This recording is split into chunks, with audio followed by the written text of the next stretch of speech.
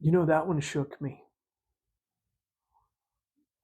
And my friends, I don't get shaken. I don't. I've done this a long time. I've seen a lot of things.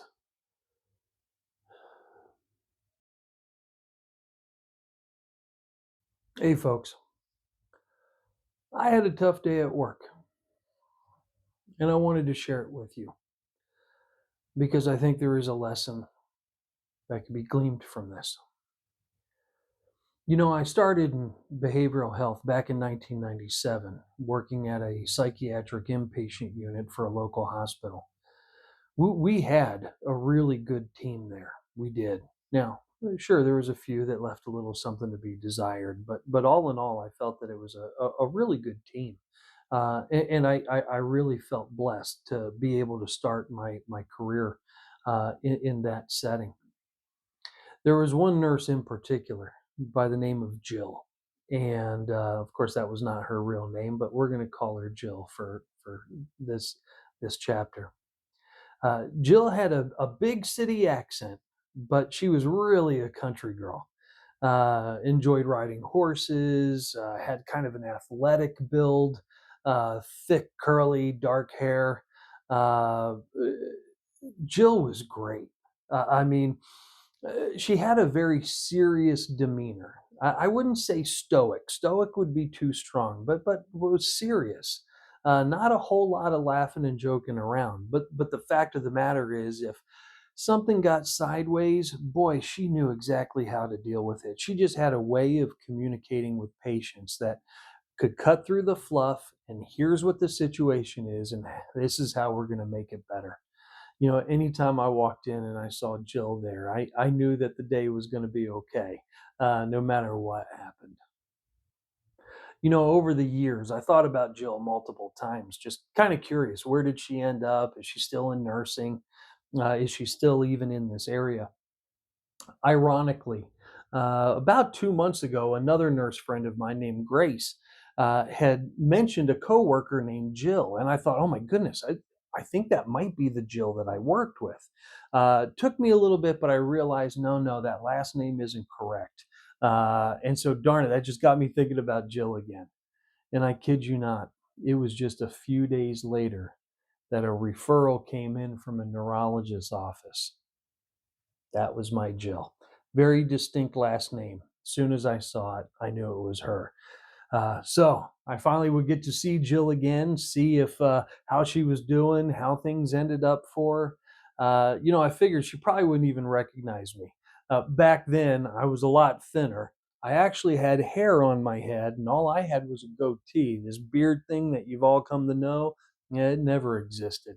So I was really looking forward to seeing Jill and seeing if she actually even remembered who I was. It was finally the day and time for the meeting. The practice manager brought me the chart. I was so excited to get to see her again. I always room my own patients. So I went out into the waiting area, opened up the door, and I called her name.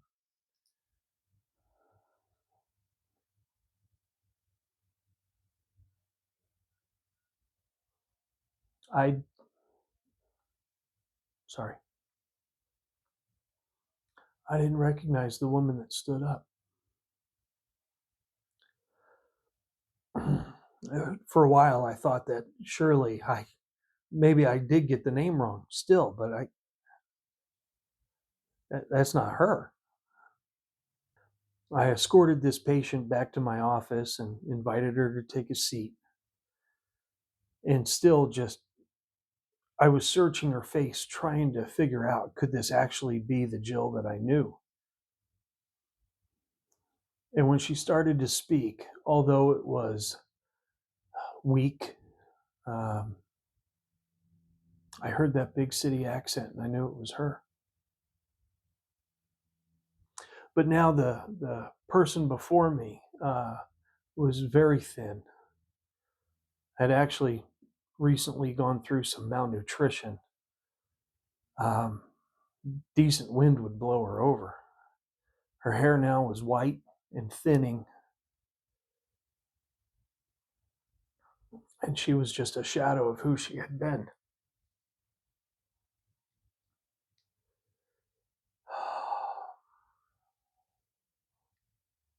I brought up to her that we did used to work together, and she apologized for not recognizing me. And I told her, hey, there's no reason that you would.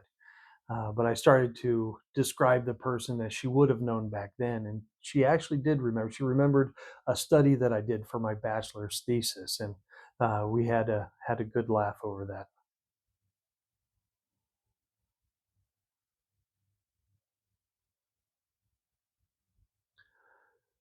That one shook me. And my friends, I don't get shaken. I don't. I've done this a long time. I've seen a lot of things,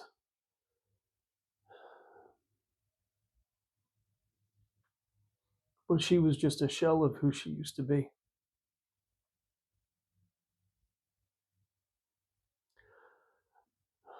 My friend Carrie, from earlier chapters, sailing with Carrie and sailing with Chris. Carrie asked me just kind of randomly, "Hey, how you doing today, Doc?"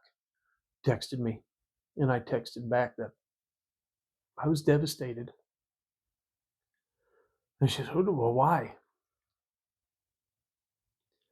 And the words that I thought of was that I got trampled by the march of time.